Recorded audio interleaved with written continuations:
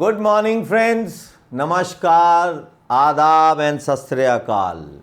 This is my 194th video, which again will be covering the Sutlej state. How this terrain between the Jamuna and Sutlej was created and how every part of this area was given proprietary rightships to the chiefs and the inhabitants. So we were a sovereign state called the Sutlej state, and we were under a treaty of 1809, then further a proclamation of 1811. So David Auchterlonie gave a very frank admission on the false basis of his original policy. This was written in a book of History of Sikhs.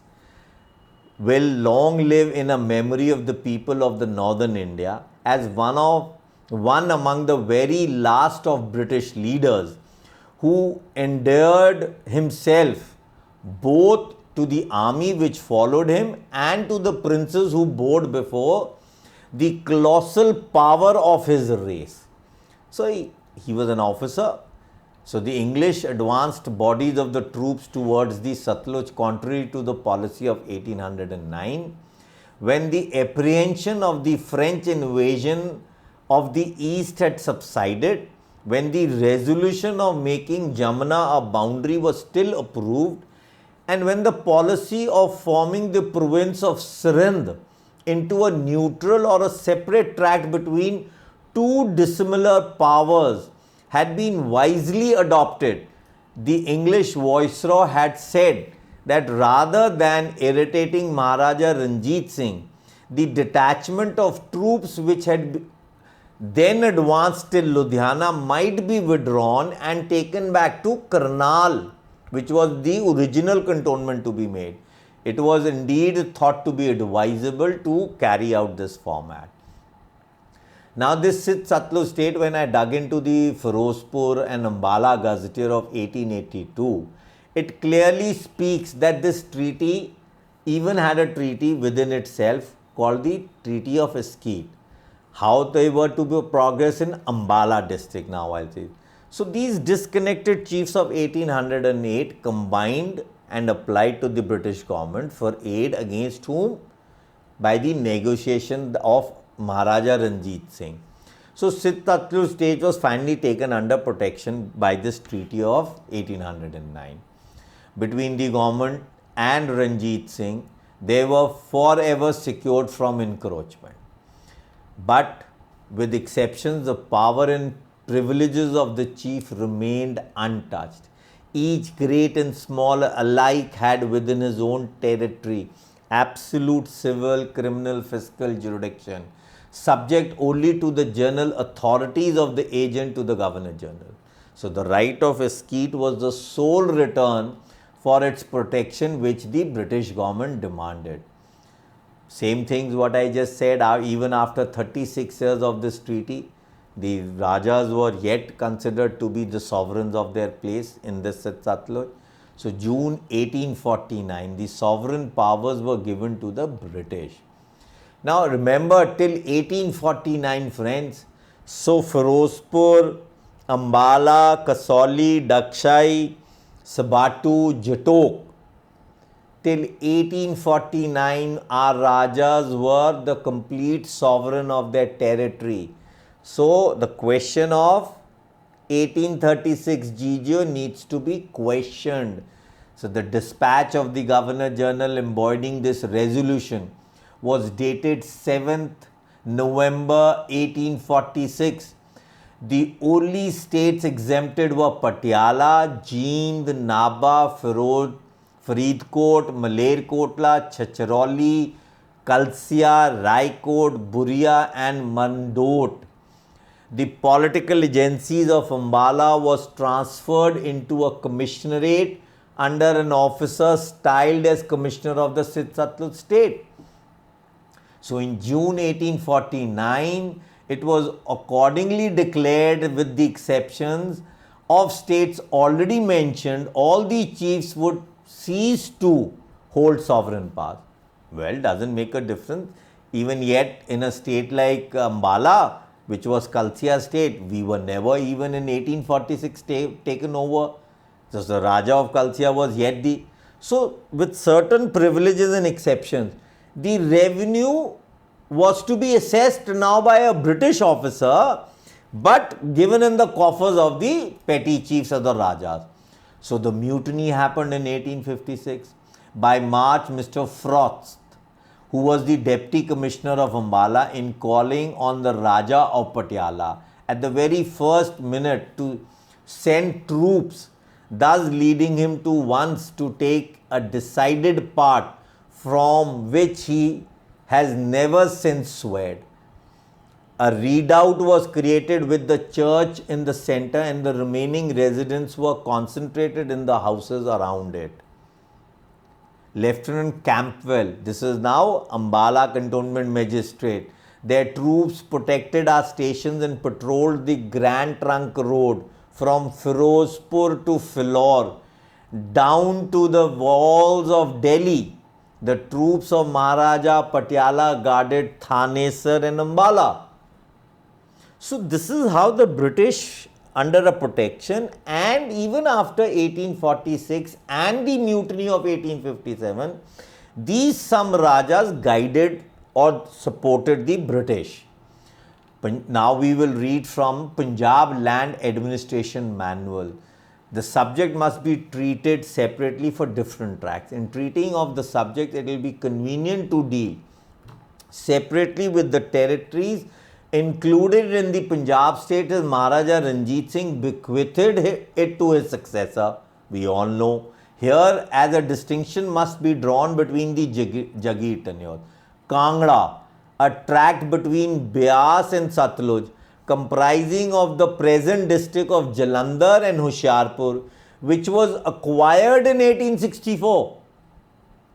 So, Jalandhar, now it is very interesting. Jalandhar was never acquired till 1864, and I have in my earlier video, one of in Jalandhar tenure, what is it saying? The district lying to the west of Beas and Sutlej. Annexed 3 years later, the Sindh Sutlej territory, the plain portion of which was taken under the protection by an 1809 treaty, and the hill tract in 1815. So what is the hill tract? This is the Kangra belt, Simur, Nahan, Kasauli, Shimla, up till Lahul Spiti. These includes the present district of Shimla, Ambala, Ludhiana, Firozpur, leaving Faisalka, Tahsil of Kaithal, Indri, Karnal, the Delhi Batti territory, which was conquered in 1803 and transferred from the northwest province to the Punjab in 1858. These comprises of districts of which Hisar, Rohtak, Gurgaon, Delhi, Tahsil of Panipat, some part of Karnal, and Tahsil of Faisalka and Firozpur.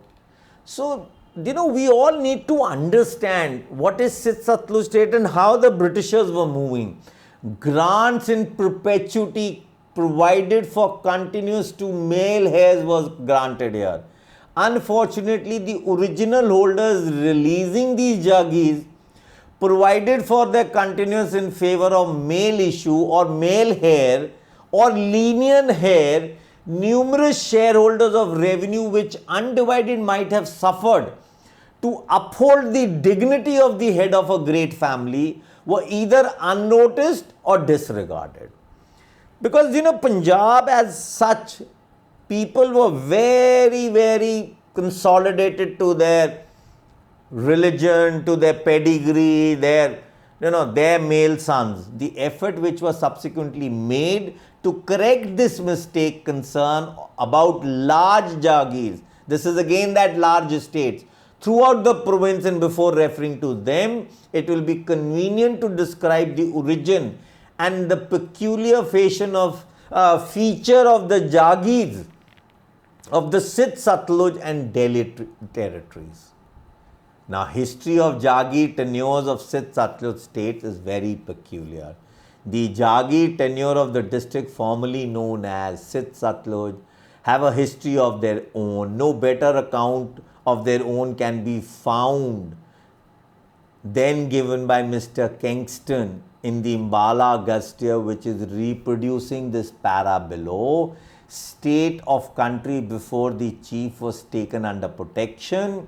No attention was paid to the country by the British government, which had fixed the Jamuna as its furthermost limit of the political enterprise, and it's believed that profoundest ignorance prevailed both as the constitutional rights and the political strength of the rulers in this territory.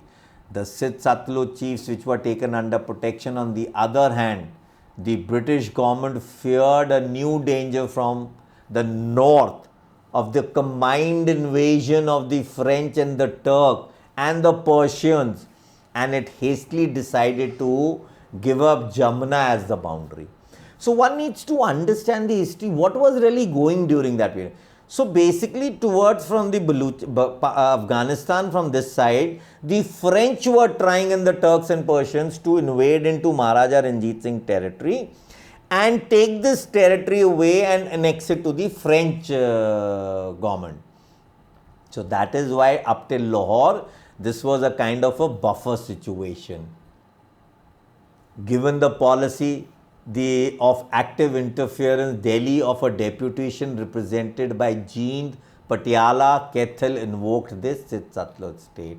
Now at page 122 of the book Punjab's Raja, it includes 7 short articles, only of which 1 to 5 are important, 1 to 3 limited to Ranjit's power, and declared chiefs of the Sutlej states as sole owners on their property or in their possession, free of money tribute to the British. So now entire Sutlej state, please friends remember, we are a revenue free grant.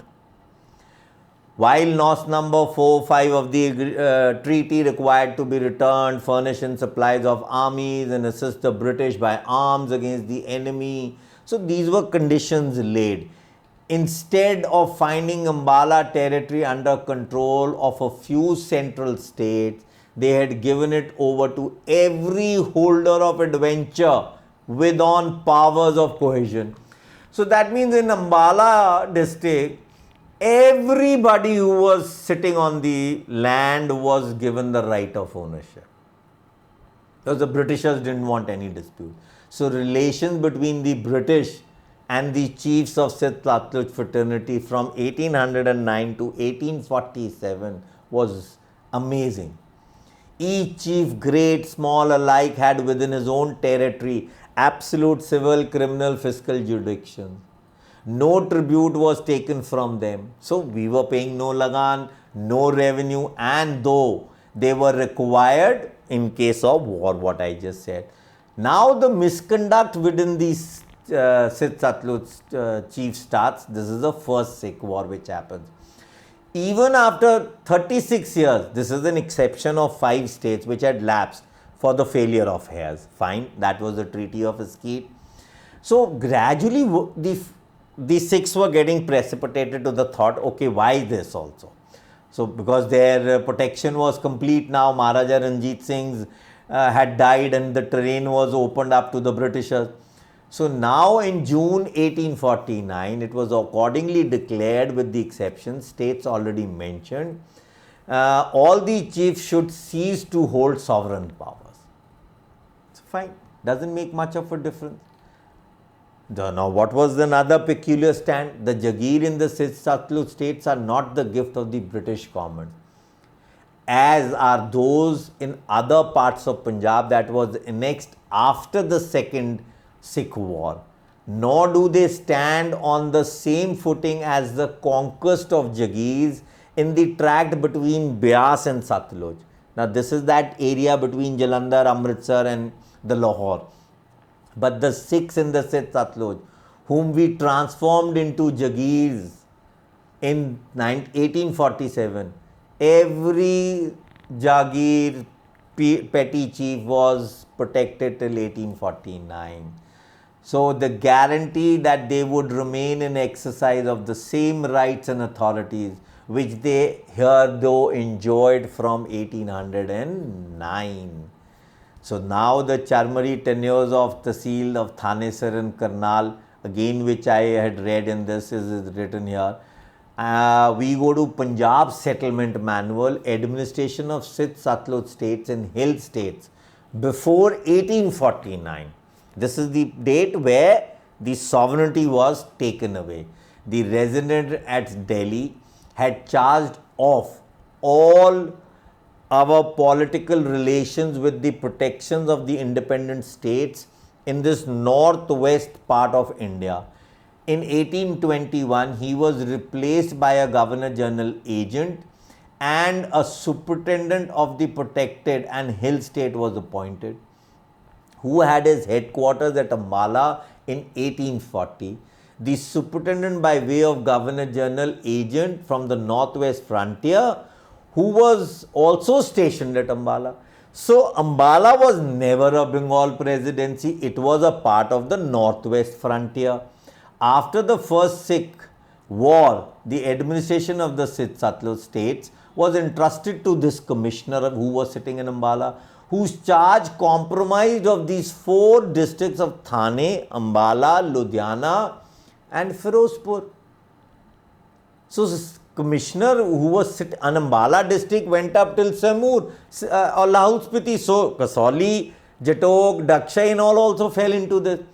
So sometimes under these orders, the agents of the Governor General, Northwest Frontier at Lahore and sometimes under the Foreign Department of the Government of India. Now people in Sikandrabad and Aurangabad say that we are a foreign territory. Friends, till 1849, even we in Sith Sutlej we were a foreign territory. When the new province of Punjab was formed in 1849, the Sith Sutlej Commissioner charge was included in it, and that's how Ambala came up. Now I will read the same attributes from Imperial Gazetteer of 1910.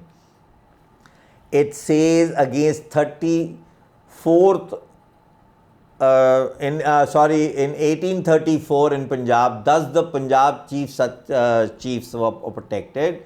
And it talks of again Patiala, Naba, Jeend, Kapurthala, who were originally petty Sikhs, and somewhere they were having an interiors of the Mughals rulers also.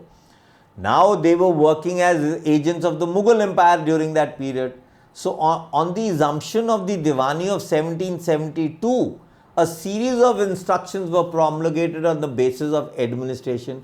British Crown, but as an agent of the Mughal Emperor at Delhi, was doing everything. So sovereignty was not being transferred. Sir Carnwalis in 1793 said this. So under this system there grew 3 codes known as Regulation of Bombay, Madras and Bengal. And in accordance with these, the company territories were administered until the year 1834. But the Charter Act of 1833, the old series of executive orders was closed and a new system was introduced. So, friends, this is very important.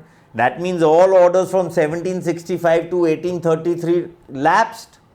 And now the Governor General was coming up with new orders by the Government of India Act. So, this all we need to understand.